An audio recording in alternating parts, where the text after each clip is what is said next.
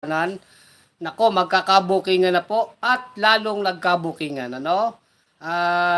Dito po sa pagdinig sa Senado ay talagang nagkabukingan at lalo pang magkakabukingan. Tungkol po dito sa talagang pagkanta. Kumanta na po itong tagapagkor, itong si Chairman Tenko ng Philippine Amusement and Gaming Corporation, kung sino ang mataas na opisyal ng gobyerno na nakipag-usap sa PAGCOR para dito sa mga pogo-pogo-pogo na ito. Na talaga namang salot ng lipunan. In particular, itong Lucky South 99 Pogo at marami pang mga pogo kung saan may mga torture, kidnapping, money laundering, patayan po, prostitution, human trafficking. At alam nyo ba ang mahiwagang baboy, mahiwagang baboy, ang mahiwagang pangalan na lumutang at ikinanta po, maganda ang pagkakanta ni Chairman Tenko, ay walang iba kundi itong, alam nyo na, si attorney ba to? Attorney Harry Roque. O ngayon, sabi ko sa inyo pagkahaba-haba man po ng prosesyon, kay Harry Roque pa rin ang tuloy. Sa sindikato pa rin, babagsak yan. Ngayon, alam natin itong mga sindikatong pogo ay talagang talamak ito, talagang sabwa-sabwatan ito. Pero ito nga po, sa pagdinig po ng committee ni Senadora Risa Hontiveros, so talagang saludo tayo, Madam Risa, no? Ikinanta na po ni Tenko, si Harry Roque, na siyang pumunta sa kanilang opisina. Kasama po yung isang pogo girl, yung Cassandra Joy. Yung Cassandra Joy na talagang taga ano ito, no? Parang taga-ayos ng mga pogo, mga dokumento. Tawag ko nga dito, pogo girl. Itong si Christine Cassandra Joy, kasama ni Roque, nagpunta dito kay Tenko at dito kay yung attorney Jessa ng PAGCOR. Inaayos po nila yung babayarang buwis. Mukhang tumatawad o nagpapa-calculate uli, no, ng buwis na babayaran itong pogo. Pero hindi lang yan kasi ang issue. Ngayon po na-establish na si Roque ay may direktang kaugnayan sa pogo, na nung una dinay-deny niya. Yun po yung mahalaga dito, undeniable. So ipe-play ko po sa inyo mga kabunyog, mga kababayan, para alam niyo naman wala tayong fake news sa bunyog, di ba? Pag-uusapan natin si Roque na buking king. Hindi lang ang kanyang Papa Balls. May kadugtong pa pala talaga. Na itong si Roque ay direktang nag-aabogado dito po sa Lucky South 99 na pogo na tagtad ng kriminalidad. Direkta po yan, no? Nabuking po yan sa pogo. Ipaparinig ko po sa inyo yung sinasabi ng mga taga-PAGCOR. Wala pong fake news dito Yan ang maganda sa bunyog, walang fake news. Talagang alam nyo tadhana na po ang gumagawa ng paraan para mabuking king itong mga sindikato na ito. 'Di ba nagsimula ito sa raid? Yung raid po ng Pogo diyan sa Bangban hanggang naimbestigahan itong inchik na si Alice Guo, na ngayon napatunayan si Guo Huaping. At talaga palang nag-aral ito sabi ni Senator Gatchalian, hindi pala to talaga nag-aral sa farm o kay Teacher Rubilin. May record po si Senator Gatchalian. Si Guo Huaping, si Alice Go, nag-aral pala sa Valenzuela. At ang kanyang record doon, yung pangalan niya na Chinese. Talagang i-deny nila, itinago ang record. So anyway, nabuking na yan, ibang topic yan, ibang topic yan. Pag-usapan muna natin, itong pagka-booking king ni Harry Roque na siya po palang direktang abogado ng Lucky South 99 na nabulgar po kanina lamang sa pagdinig po sa Senado. 'Di ba? Ipapaliwanag natin 'yan. At syempre, ipe-play natin yung paliwanag ni Harry Roque, 'di ba? Titingnan natin kung may bisa ang paliwanag niya. Para sa inyo ipe-play natin yung sinabi mismo ng taga-PAGCOR. Walang fake news.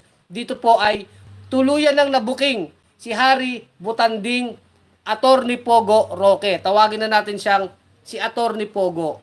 2:23 AM na pala dyan, Artay, ang tiyagaan nyo Wag ka muna matulog. samahan mo muna ang vlog ni Kulex dyan, ano, Artay ng California. Okay? Ito po. Po, sa umaga po, Lisa. Gusto ko lang pong Ang nagsasalita po pala dito ay si Chairman Tenko ng PAGCOR. O, tuloy po natin. sa pagkakataong ito ikwento yung nangyari sometime in July 2023 kung saan mga ikatlong linggo po yun ng Hulyo 2023 tumanggap po yung aking tanggapan ng tawag mula kay dating Secretary Harry Roque. Boom! O, yan ha. Simula pa lamang ha. Boom! O, tumanggap ang kanyang opisina ng tawag mula kay Secretary Harry Roque. Boom! Panis. O, yan po ha. O, tuloy natin. Doon ay hinihingi po siya ng appointment sa akin. So, nung pong ika-26 ng Hulyo 2023 din, nagkaroon po ng pagkakataon na binisita po sa aking tanggapan sa PAGCOR nung po'y nasa Ermita pa kami. Siya po'y nabigyan ng appointment at siya po'y dumating sa aking tanggapan. Kasama ko po noon na sa aking tanggapan ay si Attorney Jessa Fernandez na nandito rin naman. Siya po ang head ng OGLD. Dumating po si dating Secretary Harry Roque kasama po ang isang babae at ipinakilala po niya sa amin ni Attorney Jessa. Ang babaeng yun ay si Cassandra Leong. Boom na naman. O, ayan ha. O, tumawag muna si Roque pagkatapos pumunta po ng opisina ng PAGCOR kasama ni Chairman Tenko doon sa PAGCOR yung si Attorney Jessa Fernandez ng Licensing Division. Sipin nyo ha, Licensing Division ha. At kasama ni Roque itong si Pogo girl na si Christine Cassandra Ong. Ito yung go-to girl nila Alice Guo. Ito yung go-to girl. Ha, ito pa yung nakasama pa dyan sa mga kampanya-kampanya ni Alice Guo nung mayor. Ha, Lucky South 99, konektado rin po dyan sa may iba't ibang pogo po dyan sa Banban, Tarlac. Napakatindi po, ano? O, tuloy natin ang kwento. So, ibig sabihin, na-establish na dito si Cassandra Ong na taga-Pogo, Lucky South 99, kung saan napakaraming krimen dyan nung na-raid, kasama ni Roque. That alone ay nagpapatunay na si Roque ay on hand. Talagang kasama po dito sa sindikato ng Pogo. Hindi na to pwedeng i-deny. The fact that kasama niya si Cassandra Ong, tinawagan itong si Chairman Tenko at pumunta pa mismo sa opisina ng PAGCOR. Boom! Boom! Diba, Brad Idol? O, Bibi Kending, Harry Huli, Rookie. O, pumapadrino. Yan ang tamang salita. Yan ang tamang salita, Brad Idol. In short, pumapadrino ito. O, kasi medyo mahaba yung paliwanag ni Tenko dito. Itutuloy natin, pero puputulin na natin. Ha? Pero ito po, pakinggan pa natin si Tenko ng PAGCOR. At sa kanya pong pagpapakilala sa amin ay sinabi po niya na may problema po na hinaharap si Binibining Cassandra Leong at ito ay nauukol sa kanyang pagbabayad ng lahat ng mga billing ng kumpanyang kinakatawan niya sa PAGCOR. So, tinanong ko po si Binibining Cassandra Ong kung ano ba yung problema. At ang sabi po niya, siya daw po ay nagtiwala sa kanilang authorized representative na nagngangalang Mr. Dennis Cunanan. At Yung Dennis Cunanan na yan din po yung nag-asikaso ng mga Pogo license dyan sa Banban, I think dito sa South Lucky 99 sa Porac. Kumbaga naging Pogo boy ito. It is the same Dennis Cunanan po na convicted po sa Janet Napoles scam. Isipin nyo ha. Convicted na scammer na, nakakahirit pa, no? Yan po. Ang kasama po dito to make the story short, kasi masyadong mahaba, hindi ko na kayo ibaburden. To make the story short, panoorin nyo po dyan sa video, dyan sa Senado, sinasabi po dito, may 500,000 US dollars tax ang Pogo na Lucky South 99, pinabababaan na sana maging bababa yung buwis. Pangalawa, kung pwedeng parang staggered payment. Ganon yung konteksto ng pag-uusap dyan. Pero the fact that si Harry Roque ang nagpapadrino dyan, ang nakakaano po dito, merong pina-flash pong screen dito sa Senado, pinapakita po dito sa organizational chart mismo. Yung mismong organizational chart po ng Lucky South 99 na Pogo, nakalagay po dyan, legal nila si Attorney Harry Roque. Ayan po, kitang-kita sa dokumento na isinabmit mo sa Senado. Sinasabi po ng Lucky South 99, si Roque ang kanilang legal o abogado, ang kanilang legal officer dyan. So, yung connection agad, parang Bongo din, yung connection ni Bongo doon sa kanyang tatay. In this case, sa Harry Roque, yung connection niya sa Pogo na Lucky South 99. Na sinasabi nga ni Senador Risa Hontiveros, itong si Roque ay nagsinungaling sa mga media interview. Dahil nung una, pinapalabas ni Roque, hindi siya abogado ng Pogo, kundi yung nagpapaupa lang sa Pogo. Yung Whirlwind. Kumbaga, ang kliyente lang ni Roque, yung nagpapaupa sa Pogo. Dito po sa Senado, maliwanag yung ebidensya, yung sinasab, na ngayon nga, kasama niya yung Cassandra Ong na yan, na Pogo girl. Si Roque pala ay direktang abogado ni Lucky South 99. Kung saan, dyan dinatagpuan ng kanyang Papa Balls, di ba? Doon sa, yung si Mr. Supranational na ginawa niya executive assistant. O di ba? Ang dali nang i-connect. Tapos dinedeny ni Roque na wala siyang kinalaman sa Pogo. Hayan, tama ka Brad Idol, pumapadrino. Given po sa dati niyang posisyon sa gobyerno, walang delikadesa talaga. Kahit wala nang lusot dito po eh. Kaya nga sabi ko sa inyo, marunong ang tadhana. Anong masasabi nyo? Sabi nga ni Kasin, sabi ni Kasin, ayun, huli. Di ba? Sabi ni si Putin, hayop ka Roque, eradicate Pogo. Yan. Lumalabas sila Roque ang padrino. Siyempre, Roque Duterte yan. The sindikato yan, di ba? At matindi, ibang topic pa dito, masasyak kayo. Pati pala yung Michael Yang, yung pati Michael Yang, sangkot, pero ibang vlog yan. Nako, konektado po talaga. Sumakit nga ang ulo natin. Pati pala yung Parmali, yung mga tao sa Parmali, yung Michael Yang, yung Alan Lim, pati Shabu-Shabu, nababanggit na eh. Konektado po. Yung Alice Guo, yung Michael Yang, pero ibang vlog yan. Kay Roque muna tayo mag-focus. Siguro maya-maya iba-vlog natin yan. Second vlog natin. Papaliwanag naman natin. Talagang Duterte connection ito. Napakatindi. Pero this time Roque muna tayo. Kasi masyadong maraming topic. Kaya ako, kanina nakikinig kami dito, ay ako'y nawindang eh. Nawindang ako. Wow, sabi ko. Kahit si Risa Hontiveros po, siya na yung Senate Chairman, hindi pa siya makapaniwala.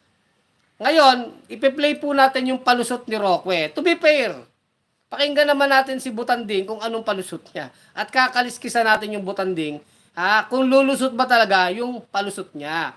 Di ba? Yun lamang, ang dali namang isettle na yung facts. Kasama niya si Cassandra Ong, nag-aabogado, nag-aareglo, nagpapadrino dun sa buwis. Si Cassandra Ong ay Pogo girl ng Lucky South 99 sa Porac, dyan kay Alice Guo. At si Roque, yung unang denial niya na wala siyang connection sa Pogo, ito na po yung direktang connection. Plus yung dokumento, itong organizational chart. Sinasabi dito, direkta siyang abogado ng Pogo. Kaya nga sabi ni Senator Risa Hontiveros, nagsisinungaling itong si Butanding sa mga unang interview niya sa media. I-play po natin yung paliwanag ni Roque. Di ba? Nagpaliwanag. Tignan natin kung lulusot siya. Ito po. Yung lahat ha, lilinawin ko lang po, yung sa tingin ko ay mga maling mga balita na nababasa natin ngayon sa internet. Unang-una po, sa pagdinig ng Senado kanina tungkol dito sa Pogo sa Cora, wala pong sinabi si Chairman Tenco na ako daw ay naglabi para sa isang illegal na Pogo. Ang sinabi po niya, ako po ay nakipagpulong sa kanya noong July para po humingi ng rescheduling of payment doon sa mga dapat bayaran ng Lucky Star 99 sa PAGCOR. Ang dahilan ay dahil itong si Miss Casiong. Di ba inamin niya, hindi daw siya pero humingi siya mismo humingi. Inaamin ni Roque, nakipagpulong siya. Tignan niyo po, umpisa pa lang po ng statement kontra na dun sa pangalawang statement. Na sinamahan ko, nakakilala ko pong empleyado ng Whirlwind Corporation, isang service provider at yung nagpapaupa sa Lucky South 99, ay nabiktima ang Lucky South ng estafa. Yung pera na ibinigay sa kanilang representante sa PAGCOR, di umano, no, na si Dennis Codanan, ay hindi pala nakarating sa PAGCOR. Kaya nagkaroon sila ng isang sulat galing sa PAGCOR na naniningil ng mga pagkakautang. So yan po naman ay inamin ni Chairman Tenco at ni Attorney Jeza Fernandez. Wala pong napag-usapan tungkol sa lisensya kasi ang binanggit nga po ni Chairman Tenco doon ay kakalabas lang ng kanilang bagong guidelines para sa internet gaming. So, walang binanggit na lisensya pero kasama siya ni Pogo Girl. Inaamin niya. At siya ay nakikiusap para sa pagbabayad ng buwis ng Pogo. Anong kinalaman niya kung hindi niya kliyente yung Lucky South 99, bakit kasama niya yung Jessa?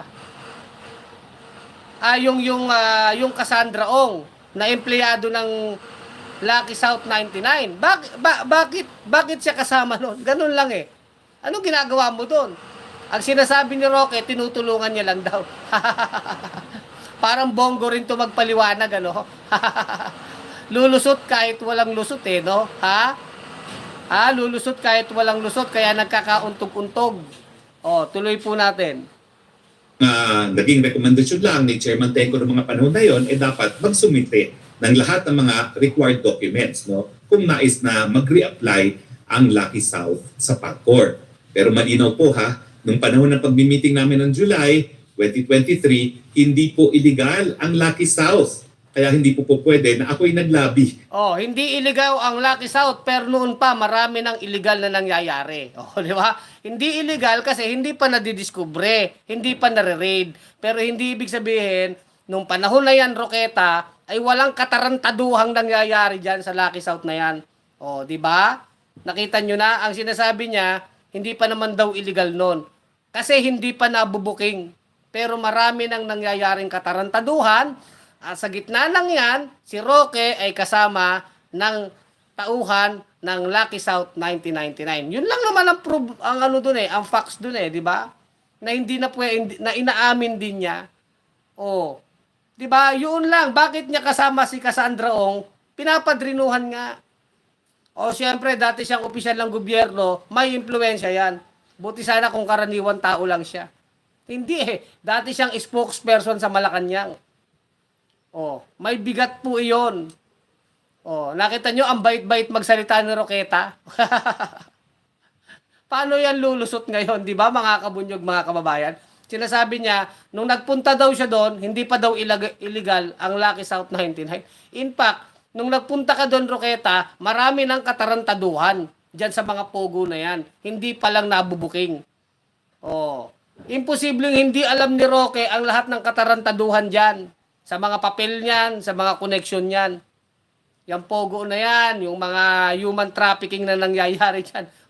Edi ngayon, kitang-kita, si Roqueta, July pa lang, last year, July pa lang, 2023, konektado na sa Pogo, itong si Butanding. Baka nga hindi lang July eh. Kaya nga, nakita nyo, yung Papa Balls niya, doon nahuli yung dokumento kasi doon tumira yung Papa Balls niya eh. Oh, dahil konektado nga siya dun eh, di ba? Oh. Kailangan pa bang i-memorize yan, di ba? Oh, pakinggan po natin ang iba pang sinasabi ni Roqueta. Sa isang illegal na pogo. Pangalawa, pinabubulaan ko po, pinasisinungalingan ko yung naging konklusyon ni Senator Ontiveros na ako daw ay legal counsel ng Lucky South dahil sa isang organizational chart na isinumiti sa PAGCOR, ako'y nakasulat doon bilang isang legal counsel. Ma'am, para naman... Oh, pinabubulaanan niya. Una dyan, Roque, bakit mo kasama si Cassandra Ong kung hindi ka legal advisor ng Pogo? Oh, anong business mo kay Cassandra Ong? Ano ka, tanga? Oh, in the first place, kung hindi ka legal advisor ni Cassandra Ong, bakit mo siya kasama sa PAGCOR? Bakit mo siya pinapadrinuhan sa PAGCOR? Oh. Pangalawa, yung sinubmit po sa Senado, ang nag-submit po nung chart na yon ay mismong Lucky South 99. Ibig sabihin, mismong Lucky South 99, sinasabi, ikaw ang abogado. Hindi naman yan inimbento ni Hontiveros o ng mga senador. Yan ay, yung dokumento na yan, yung organizational chart na yan, ay mismong isinabmit ng Lucky South 99 sa Senado, sa PAGCOR. Oh. Sa PAGCOR sinabmit, yung PAGCOR sinabmit sa Senado. Oh, yan ay dokumento mula sa Lucky South 1999. At bakit alam natin na totoo yun? Sinasamahan mo nga si Cassandra Ong eh, di ba? Yun na nga yung pinaka-proof eh. Yun ang pinaka-proof. Ang pinaka-ebidensya ng koneksyon ni Roque, nitong butanding na ito, sa Lucky South 99, ay yung pagsama niya mismo kay Cassandra Ong dyan sa PAGCOR na nagpapadrino siya. Di ba? Oh, ang liwa-liwanag, very logical, napakadaling intindihin. Para itong si Roque, pag nagpapalusot, parang si Bongo din ito eh, di ba? Lalong nagsasalita, lalong nababaon. Lalo pong nabubuking ang kasinungalingan. O, di ba mga kabunyog? O, ituloy po natin ang mga palusot ni Harry Roque. O, di ba? Ano po maging ebidensya ang organizational chart na yan sa aking pagiging legal counsel sa Lucky Star, dapat nyo naman pakita na number one, na ako'y may kinalaman doon sa pagsumite ng organizational chart na yan. O di naman kaya, ako'y pumayag na ilagay ang pangalan ko dyan. Gaya ng sinabi ko po sa media, hindi ko... Oh, sinasabi niya, parang hindi siya pumayag ilagay ang pangalan niya. Pero kasama niya si Cassandra Ong sa PAGCOR. Actually, more than paper pa yun eh. Yung act niya mismo na pagsama niya kay Cassandra Ong. Ano mo yun? Ba't mo kasama yun? Una, tumawag siya sa PAGCOR. Di ba sinasabi ni Chairman Tenco, una tinawagan ako. Pagkatapos ng tawag, ilang days lang, July 26, nagpunta siya sa PAGCOR office kasama si Pogo Girl. Oh, edi yun pa lamang ay ebidensya na ikaw ay konektado sa Pogo, ikaw ang abogado nila. O whatever capacity. O tawagin mo pa mang niyang abogado ka o padrino. Still, ikaw ang naglalakad ng kung ano-ano dyan sa Pogo at nabuking ka. O maaaring ang mga lakad ni Roque tungkol sa Pogo, ito lang yung nabuking. E paano pa yung iba na hindi nabubuking? Sigurado tayo, nung binuksan ni Duterte yan, yung mga Pogo na yan, nung panahon ng pandemic, alam niya na yung pagpasok ng mga Pogo. Kilala niya yung mga may-aring mga sindikato na yan. Kaya nga siya nakabuelo dyan eh. Di ba? Kaya nga niya napatira yung kanyang dating Papa Balls na Mr. Supra niya doon eh, yung si ano. Ipapatawag din yun sa Senado eh. Yung si A.R. de la Serna. Ipapatawag din yun sa Senado. Oh, kaya nga doon naiwan ang dokumento nila A.R. de la Serna, yung travel nila sa Europe. Tumira doon yung kanyang dating executive assistant eh. Oh, kaya yung connection ni Roque sa Pogo, i-dispute niya pa yung organizational chart. Eh, yun nga mismo, actual nagpunta sila ni Cassandra Ong sa PAGCOR, di ba? Oh, nakita nyo na habang nagpapaliwanag si Roque, lalo pong nababaon. Kumbaga, habang nagpapaliwanag yung bibig ni Roque, lalong umaalingaw ang baho ng mga pinagagawa. Hindi po ito makakalusot. O, ituloy po natin. Po alam kung bakit nandiyan ang pangalan ko. Dahil wala po akong kahit anong kinalaman sa pagsusumite ng mga dokumentong yan, dahil sa mulat-mula po, sinasabi ko naman, hindi ako ang abogado ng Lucky South pagdating sa kanyang mga lisensya. Oh, di nag-aalis guwo na to, si Roqueta. Si Butanding, hindi niya na rin alam. Baka pag pinatawag to nila Risa Hontiveros sa Senado, sasabihin niya, I don't know, Your Honor. Hindi ko na po matandaan. Hindi ko po alam, Your Honor. Walang yakang Butanding ka. Kasama mo na nga si Pogo Girl eh. Oh. 'Di ba? Kasama mo na nga si Pogo Girl eh. Tapos sasabihin mong wala ka pang alam, 'di ba? Mismong Lucky South 99 po ang nag-submit ng pangalan niya, yung chart na 'yon sa PAGCOR, 'di ba? Oh. At never ako naging abogado ng Lucky South. So ma'am, no? So kahit naman sino po pwedeng maglagay, for instance, Senator Risa Hontiveros, legislative liaison. Pero kung hindi nyo naman po alam yan, syempre, pasisinungalingan nyo rin po, no? Ganyan po nangyari sa akin. Wala po humingi ng permiso sa akin para ilagay ang pangalan ko at wala po talagang pumasok sa akin bilang isang kliyente na nangangalang Lucky South 99. Pangatlo po, no? Ang sabi ng mga taga-PAGCOR, ang pagkakilala raw nila kay Cassie Ong na sinama ko sa kanila na siya ay representante ng Lucky South. Ang totoo po niyan, sinamahan ko siya dahil mga isang taon ko na bago kami nakipag-meeting sa PAGCOR, naliniligawan itong Whirlwind Corporation na mamuhunan dun sa dalawang proyekto ng enerhiya na aking isinusulong. Isa pong Oh, 'di ba? Oh, para nagtatanga-tangahan itong si Roque na hindi sinasabi niyang yung Whirlwind ang kanyang nililigawan, samantalang si Cassandra Ong ay tauhan ng Lucky South 1999. Ang pinag-uusapan, buwis ng Pogo. Saan ka nakakita ng ganon? Ang nagsasabi ito, mga energy project. Pakinggan po natin. LNG project sa Bataan at isang solar project sa Cebu.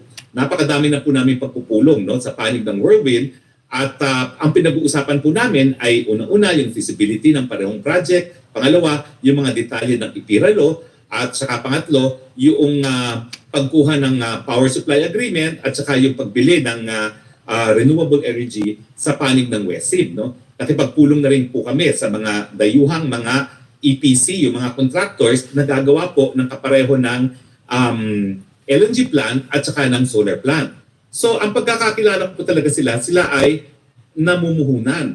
At nung bandang Hulyo nga, sinabi nila na may problema yung umuupa sa kanila. Doon ko lang po nalaman na meron din silang paupahan na pogo. So, Doon lang daw niya nalaman. Ang pinalalabas ni Roque, para bagang noon niya lang nalaman na konektado sa Pogo si Cassandra and yet sinamahan niya sa PAGCOR. Samantalang sinasabi ng Lucky South 99, hindi naman siya Whirlwind. Siya mismo ang abogado ng Pogo, sinabit na nga ang pangalan niya. Ha? Nakita niyo kung paano magsinungaling? Kasi dinedetach talaga ni Roque yung sarili niya sa Pogo, hindi na nga madedenay eh. Hindi po talaga madedenay. Ha? Ang dami niya sinasabing Whirlwind pa. Anong kinalaman ng Whirlwind na yan kung yan ang nagpapaupa sa Pogo? Ang direktang connection mo, Roque, kay Cassandra Ong ay tungkol sa Pogo. Precisely, nagpunta kayo sa PAGCOR tungkol sa Pogo. Wala namang kinalaman sa mga energy. Pinagsasabi nito, di ba? Kumbaga ito, kung makakagago ng tao, manggagago eh.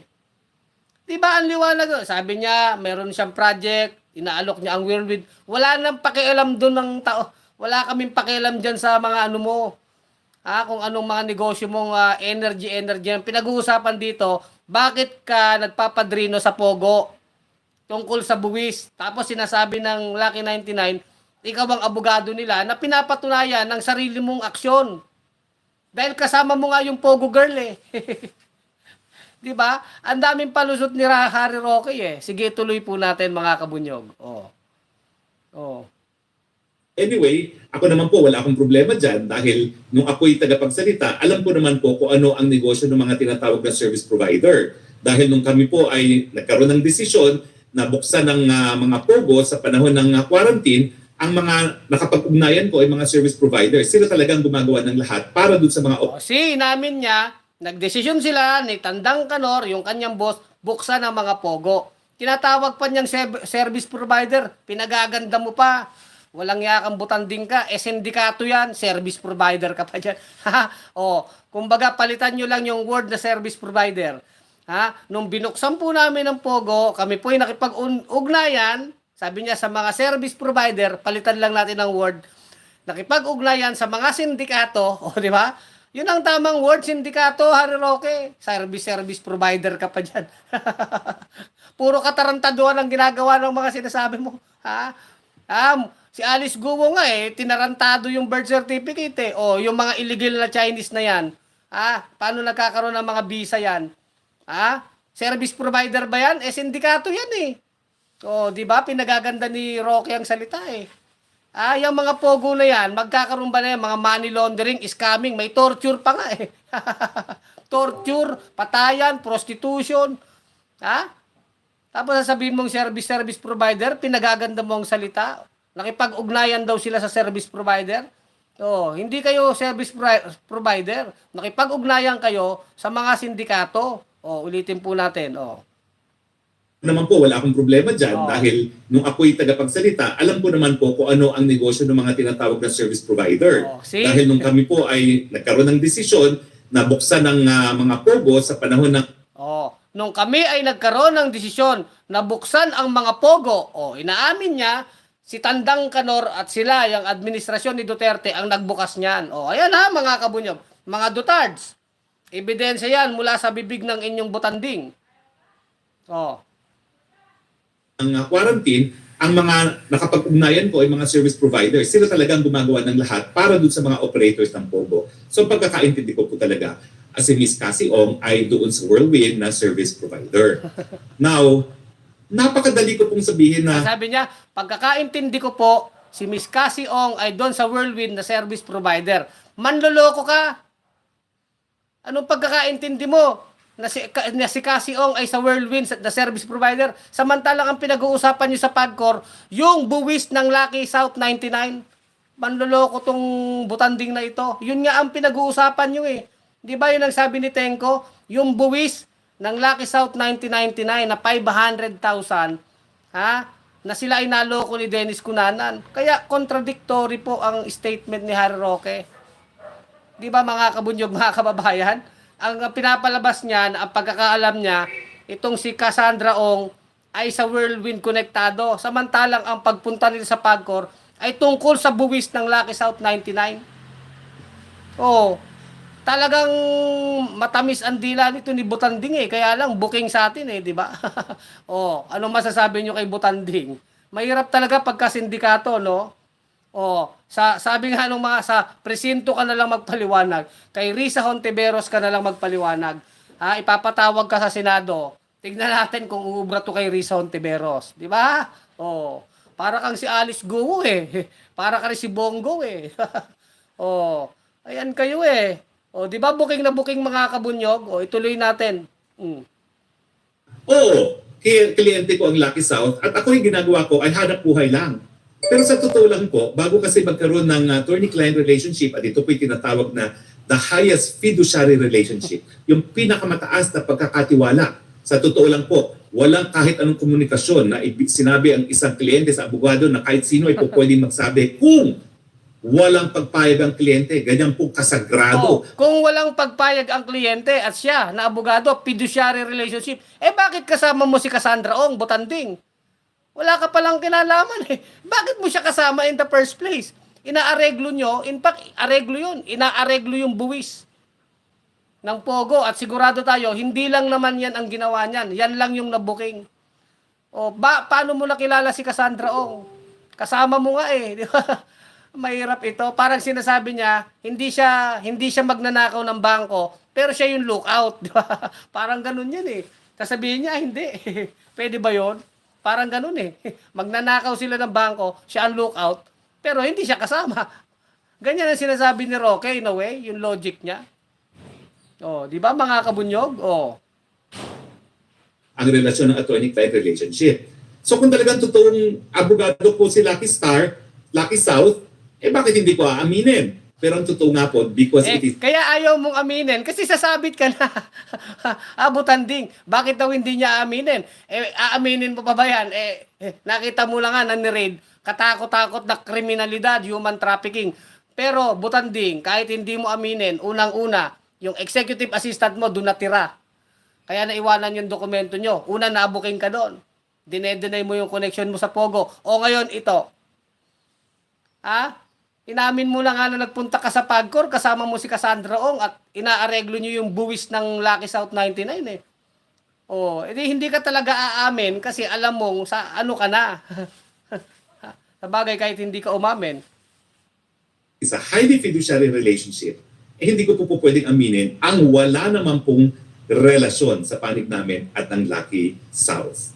So sana po ito ay nagbigay linaw po ha. Una-una, hindi po ako naglabi sa illegal na Pogo. Dahil yung mga panahon ng pinunta ko po, hindi naman po lisensya ang linalakad ko, rescheduling of payment, sa panig po ng isang kumpanya na sinuserbisyuhan nung kilala kong kumpanya ng Whirlwind na legal. Na kumpanya na sineserbisyuhan, kasama ka. Talagang ano to, no? So talagang malinaw na butanding na kasama ka sa sindikato ng Pogo. So yun lang mga kabunyog, mga kababayan. At least, coming from Butanding Smooth tayo, fair tayo eh. Fair. Pero kaya lang tayo, pag tayo nagsusuri, di pinakinggan natin yung panig ni Butanding, inano natin, kinaliskisan natin na talagang parang bongo lang eh. Hindi po sila makakalusot. Diba? Dakonyang challenge, dito naman tayo. Ma'am Sis, salamat.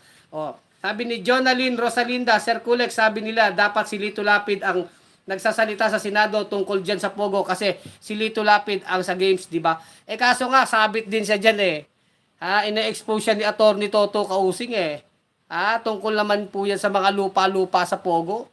Kaya nga dun din po sa pagdinig ni Senator Risa Hontiveros, na ano rin po dun eh, nakaliskisan yung DAR. Imagine, lupa pala ng mga magsasaka yun. Ang nakinabang Pogo, alam nyo ba yon? Pero ibang topic yan. Diyan naman sumasabit sila Lapid eh. Na imposibleng hindi nila alam yan. Dahil taga-Porac si Lapid. Di ba Super Mamsi Mix Videos, pa-shout out Idol Kulex. Yan si Super Mamsi Mix Videos, minsan mag-vlog din tayo sa iyong vlog, di ba? Super Mamsi Mix Videos. Anong masasabi nyo kay Rocky ngayon?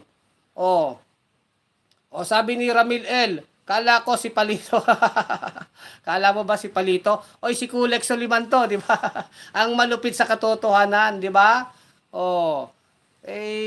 Wala kayong sabi ni Green Reaper, si Green, 1,000 excuses will not hide the facts. Nagsasayang ng laway si Roque.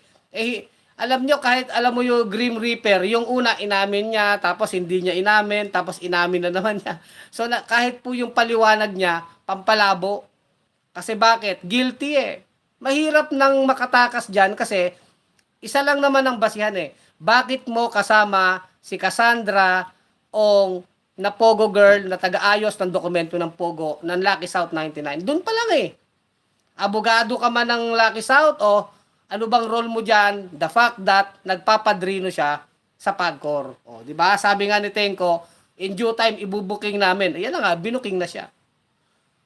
At inaamin din niya na yung mga Pogo na yan, nakausap nila yan, tinatawag pa niyang service provider di ba? Magaling sa mga termino itong si Roquetang Butanding eh. Service provider ka ba dyan? Nakita mo mga kriminal na sindikato yan eh. Di ba? Ngayon, mabahong-mabaho yung Pogo, nabuksan na yan sa buong Pilipinas. Di ngayon, hugas-hugas kamay na sila dyan. Pero, administrasyon ni Duterte ang nagpalawak niyan. Di ba, Brad Idol? Harakiri. Harakiri ka na lang, Rocky. Di ba? Wala, booking sila, Brad Idol, di ba? Raul Andulong.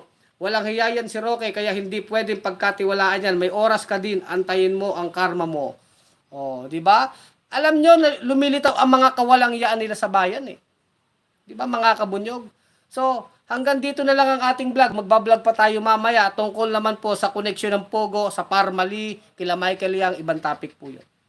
Mga kabunyog, mga kababayan, Kulex Soliman ang malupit sa katotohanan, sa bunyog pagkakaisa, mga kabunyog, mga kababayan, tuloy ang laban.